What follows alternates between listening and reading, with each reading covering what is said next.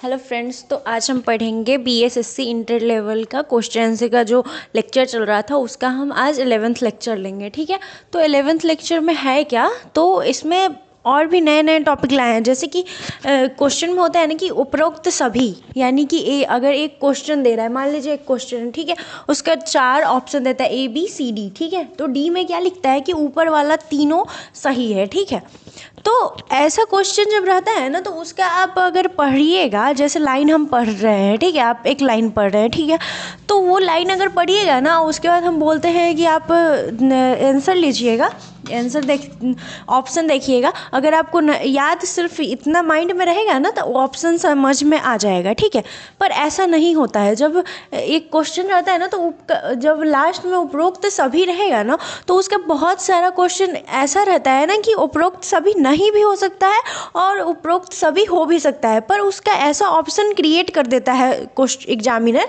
कि लगेगा ना आपको कि सारे जितने भी उसमें ऑप्शन दिए हुए हैं ABC, वो सब सही हैं। जितने भी उपरोक्त सभी लिखा रहता है ना, चारों सही हैं।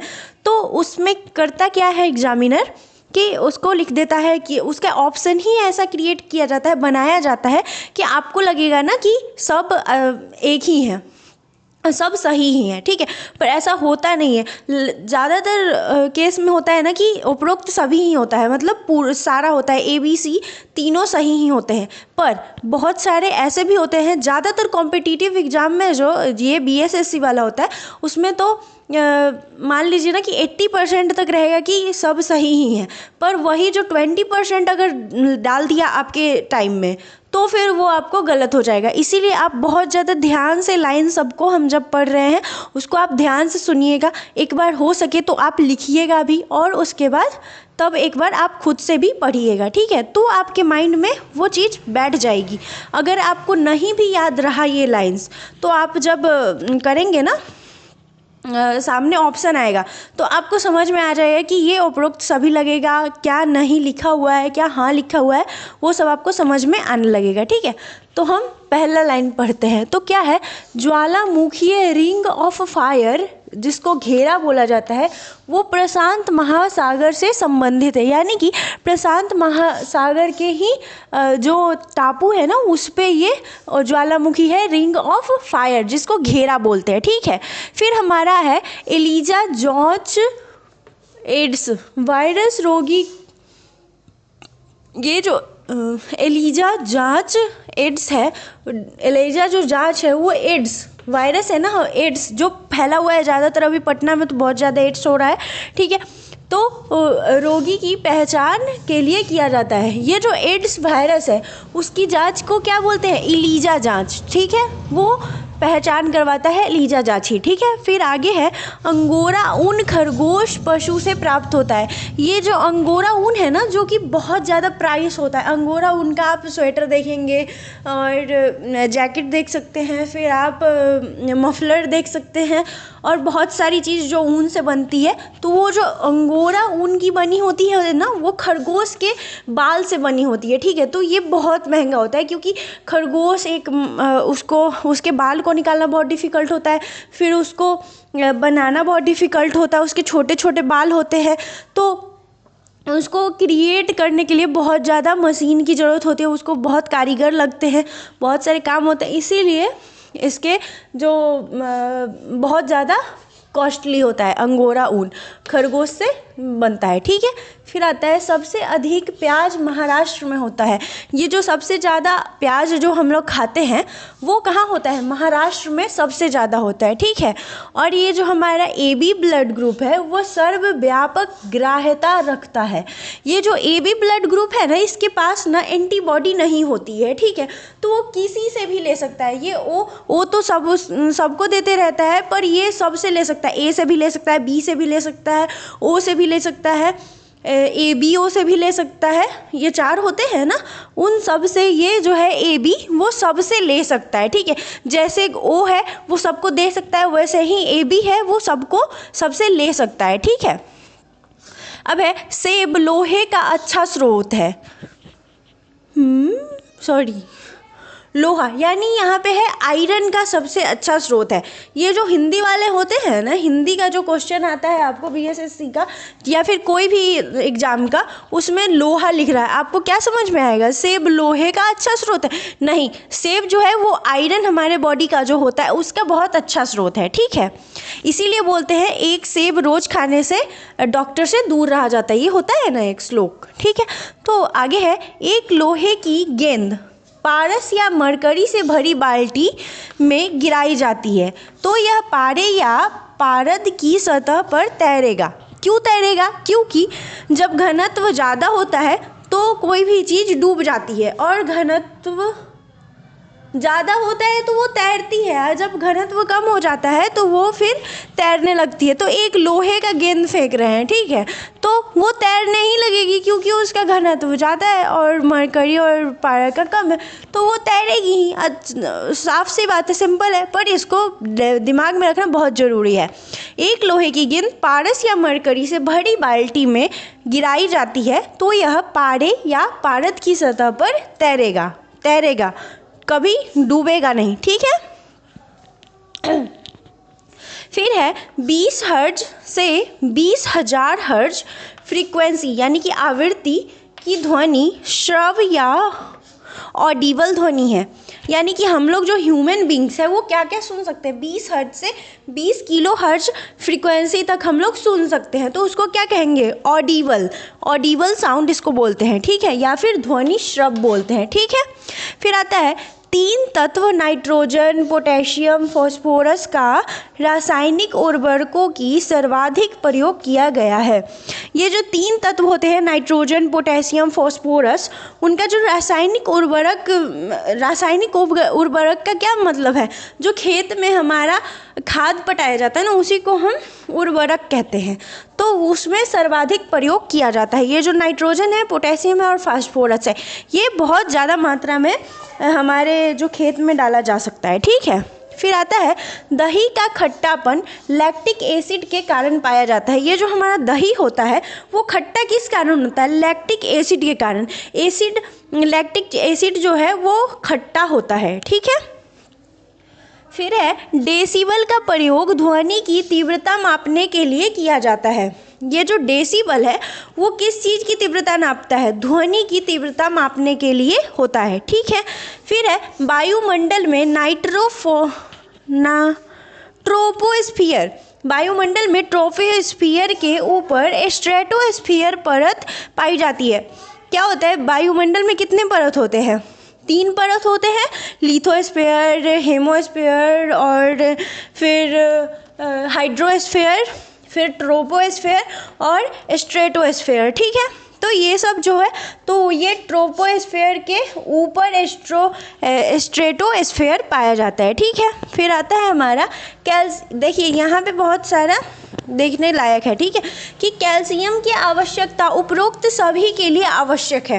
हम क्या बताए थे कि क्वेश्चन में 3 ऑप्शन देता है और उसमें से आपको देखना रहता है कि कौन सा सही है, क्योंकि लास्ट वाले में तो बोलता है कि उपरोक्त सही ही सब सही हैं, तो ज़्यादातर क्वेश्चन में यही देता है कि सारा सही ही होता है, पर जो गलत भी होता है ना उसमें भी लिखता है सही ही है जैसा, पर आपको उसको बहुत ज़्यादा अच्छे से पढ़ना है, ठीक है।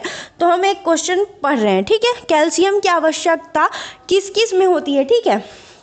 तो यहाँ पे लिखा है यह मांसपेशियों के संकुचन और तंत्रिकाओं द्वारा संदेशों के संचार में काम करता है। तो नॉर्मल सी बात है कि मांसपेशी यानी कि मसल्स जो हमारे होते हैं वो जब सिकुड़ते हैं और ऐसे हो जाते हैं, तो इसमें तो लग रहा है ना कैल्शियम, हड्डी का तो काम हो रहा है और हड्डी में कैल्शियम होता ही है। बॉडी में सबसे ज़्यादा हमारा कैल्शियम ही होता है ज़्यादातर, पर और भी बहुत कुछ होते हैं, ठीक है। तो ये सही हो गया। फिर हम आगे देखेंगे, यह हड्डियों और दांतों के निर्माण और उन्हें मजबूत बनाए रखने के लिए भी यूज होता है, क्योंकि दांत भी हड्डी है एक, तो उसमें भी कैल्शियम होता ही है, तो दूसरा भी सही है। तो ऐसे आपको तीसरा पढ़ने की जरूरत नहीं, अगर 2 को सही है तो लगा देंगे आंख बंद करके कि उपरोक्त सभी सही हैं, ठीक है। पर आपको पढ़ना होगा, पढ़ लीजिएगा, ठीक है, एक बार ये भी, क्योंकि अगर तीसरा नहीं पढ़िएगा तो अगर आपको दूसरा भी सही लग रहा है ना, तो अगर आप तीसरा पढ़ते हैं अगर वो सही नहीं है तो आप मत मारिएगा उपरोक्त सभी, ठीक है, क्योंकि क्योंकि वो कहेगा जब आप चेकिंग पे तो ये सब जा नहीं सकता, पर अगर आप डालेंगे भी तो फालतू में दिमाग लगवाएगा। इसलिए है अच्छा है कि आप तीनों पढ़ें। अगर आपको 2 को सही नहीं लग रहा है, 1 को सही नहीं लग रहा है तो कोई बात नहीं, आपको नहीं मारना है, ठीक है, फिर टिक नहीं लगाना है। फिर आता है कैल्शियम आयन Ca2+। ये जो कैल्शियम है उसका जो वैलेंसी होता है वो 2+ आयन है, ठीक है। फिर है ये जो कैल्शियम आयन है कैल्शियम 2+ रक्त के थक्का जमाने की प्रक्रिया के दौरान थ्रोम्बिन के निर्माण के लिए थ्रोम्बोप्लास्टिन और प्रोथ्रोम्बिन और कैल्शियम ये तीनों जब मिलते हैं ना तब ये थ्रोम्बिन होता है, ठीक है, तब थ्रोम्बिन आता है। फिर हम थ्रोम्बिन के कारण ही जब हमारा हाथ कट जाता है तो ब्लड लगातार आते रहता है, तो उसको जब बंद करने वाला जो अंदर से आता है ना, हम लोग तो डिटॉल लगाते हैं, ठीक है, तो बंद हो जाता है। पर बहुत सारी केसेज में ना बहुत सारा जब बहुत ज़्यादा फूट जाता है, जैसे एक्सीडेंट हुआ, ठीक है, और जब आपका बहुत ज़्यादा सर फट गया, ठीक है, तो वो खुद से तो ठीक नहीं हो सकता है और डॉक्टर के पास ही जाना पड़ता है। वो लगाते हैं कि कोई कोई मेडिसिन लगाते रहते हैं कि जल्दी से बंद हो जाए, सुई लगाते हैं कि थ्रोम्बिन जल्दी जल्दी बने, कैल्शियम लगाते हैं, उनको सुई देते रहते हैं कि जल्दी से ये थ्रोम्बिन बने और हमारा ब्लड क्लॉट हो, थक्का बने और जल्दी से ठीक हो। पर जब हम छोटा छोटा कट लग जाता है, खुद से हाथ उत कट जाता है तो खुद से बंद हो जाता है ना, हम नहीं भी अगर कुछ लगाएंगे फिर भी बंद हो जाता है, क्योंकि थ्रोम्बिन उस टाइम में थोड़ा बहुत बनते रहता है हर टाइम, ठीक है। तो इसमें भी कैल्शियम का ज़रूरत पड़ ही रहा है। तो रक्त के थक्का के निर्माण में विटामिन के की भी आवश्यकता होती है। ये जो रक्त का थप्पा है ना, थ्रोम्बिन तो होता ही है, पर उसमें विटामिन के की भी ज़रूरत होती है, ठीक है। ये क्वेश्चन में था नहीं, यही तक क्वेश्चन था, यही वाला तक क्वेश्चन था निर्माण के लिए। पर हम ये आपको बताएं कि कैसे बनता है थ्रोम्बिन और इसके रक्त थक्का बनने में विटामिन के की भी आवश्यकता होती है, ठीक है। फिर है विटामिन सी जल में घुलनशील होता है। विटामिन सी मतलब क्या है कि एसिड, विटामिन सी मतलब खट्टा चीज़, ठीक है, कोई भी खट्टा चीज़ है तो उसमें विटामिन सी पाया जाएगा, ठीक है। तो वो जो होता है वो जल में घुलनशील होता है, घुल जाता है, ठीक है। फिर आता है बिहार पंचायती राज एक्ट 2006 में 2 ग्राम सभा की बैठकों के बीच अधिकतम अवधि 3 महीने होनी चाहिए। ये जो बिहार पंचायती राज एक्ट 2006 में जो चला था, ठीक है, उसमें ग्राम सभा की बैठक के बीच अधिकतम अवधि मतलब बहुत ज़्यादा भी टाइम लगे तो कम से कम उसमें 3 महीना के पे हो जाना चाहिए, ठीक है। यही एक्ट पारित हुआ था इसमें, ठीक है। फिर आता है कृष्णा नदी की लंबाई 1401 किलोमीटर है। ये जो कृष्णा नदी है उसकी लंबाई कितनी है? 1401 किलोमीटर, और यह बंगाल की खाड़ी में गिरती है। ये जो कृष्णा नदी है वो गिरती कहाँ है? बंगाल की खाड़ी में। उसकी लंबाई कितनी है? 1401 किलोमीटर, ठीक है। फिर आता है अपील की सुनवाई में ग्राम कचहरी में न्यूनतम पंचों की गणपूर्ति नियमित सान है, ठीक है, 7 है 7। अपील की जो सुनवाई होती है उसमें ग्राम कचहरी में न्यूनतम पंचों की गणपूर्ति यानी कि उनको बताए अनुसार नियमित 7 होती है, 7 गो रहना चाहिए। न्यूनतम मतलब सबसे कम भी अगर आदमी जा रहा है ना उसमें तो उसमें 7 आदमी रहना चाहिए, ठीक है। फिर आता है ग्राम सभा एक या अधिक संख्या में निगरानी समिति का गठन कर सकती है। इस समिति का गठन ऐसे व्यक्तियों से किया जाता है जो ग्राम पंचायत के सदस्य न हो।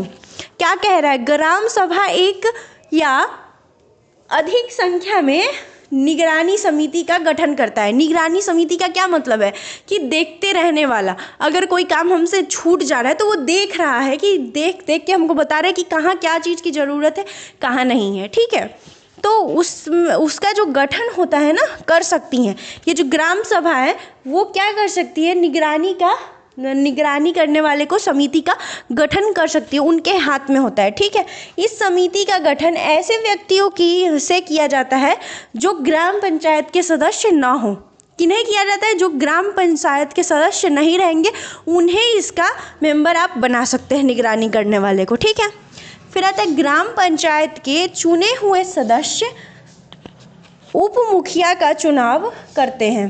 ये जो ग्राम पंचायत के चुने हुए सदस्य जो होते हैं, ग्राम पंचायत का जो हमारा चुनाव होता है मुखिया सरपंच उप मुखिया का, तो उप मुखिया का हम लोग नहीं देते हैं, नॉर्मल आदमी नहीं देता है, उसको कौन देता है? ग्राम पंचायत के चुने हुए सदस्य। ठीक है, एक तरह से हम ही लोग चुन रहे हैं कि हम लोग एक को चुने और वो उसको मिलकर चुनता है। ठीक है, तो वो हो गया, मुखिया का चुनाव करते हैं। उप मुखिया के निर्वाचन के संदर्भ में यह ठीक नहीं कि उप मुखिया के चुनाव में भी मुखिया मतदान दे, ये ठीक बात नहीं है, पर ऐसा भी बहुत सारे केसेज में होता है। ठीक है, तो ये मत समझिएगा कि ऐसा नहीं होता, बहुत सारी धांधलियाँ होती ही रहती है। ठीक है, और पर इससे ज़्यादा सीरियस नहीं लेना है, जो हमारे लिखा हुआ है वही पढ़ना है। ठीक है, कोई दिमाग बाहर का नहीं लगाना है। ठीक है, क्योंकि स्टूडेंट लाइफ में बाहर का दिमाग का आपको कुछ सोचना नहीं है, आपको अपने पढ़ाई से मतलब है, सक्सेस से मतलब है। ठीक है, और तो आज के लिए इतना ही, अगले लेक्चर में और पढ़ेंगे। Thank you.